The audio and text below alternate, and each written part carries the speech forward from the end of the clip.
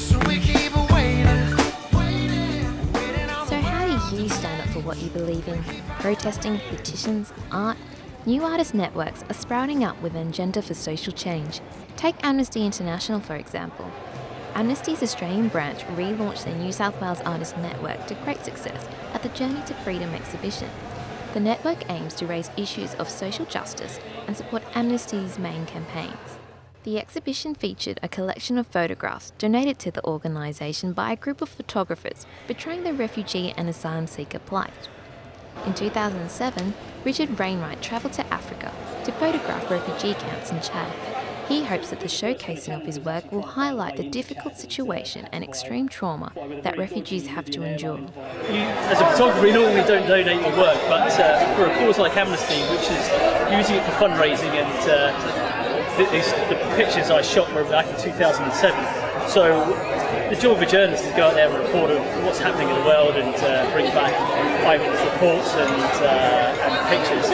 So on a campaigning sort of level, if you can help out organisations like Amnesty, then you're getting your message across and you're informing the public of what's happening. The collection donated by Ed Giles was part of a larger multimedia documentary project about Iraqi refugees in the Middle East. He hopes that the exhibition will show Australians that we need to approach our asylum seeker policy differently. I mean, this particular story, Iraqi refugees in the Middle East, and their kind of, flow-on effect on Australia, the likelihood of Iraqis turning up on boats and turning up on Christmas Island, for example, is something that's really kind of fascinated me for a long time.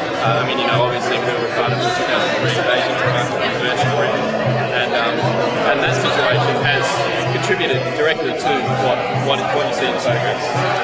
At the first network meeting, coordinator Kenya Wilkes is still pleasantly surprised at the success of the launch. She hopes that they can continue to expand the network further and get more people from all creative disciplines involved. Yeah, about 30 people signed up to the Arts Network, and hundreds and hundreds of signatures on the petition, so that was fantastic.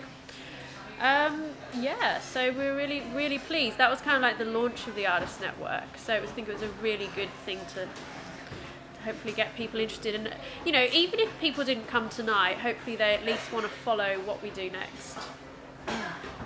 But Amnesty isn't the only one who is utilising art to stand up for social justice. The Live Red Art Awards and Festival is a new grassroots art movement initiated by the Socialist Alliance. It aims to investigate a political and social perspective. Coordinator Gloria Carol Harris thinks that art has the ability to let people imagine a different world. So I kind of feel like Live Red Art and art as a whole can kind of play that role of getting people to think outside the box a little bit, and say, well, maybe we can, play a really positive role. Maybe we can be the people who create change and not leave it up to like Julie Gillard and Tony Abbott and stuff. And I think that there's been a really long line of artists who have done that. People like Banksy or even, Pablo Picasso in his day with Guernica all very consciously have used art to try and push for radical social change. So we kind of see ourselves as continuing in that vein. Live Red Art will promote activism, and all submissions must be a form of protest art in any creative medium. We're aiming to actually activate people with the art that we feature at Live Red Art.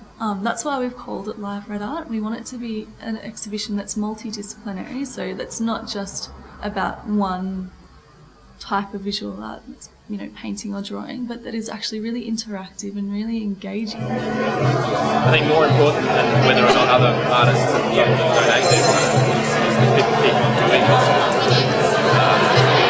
and publicising it, putting it in exhibitions and getting it online, whatever they can do to get it out there and to kind of tell these stories. And that's really the important thing.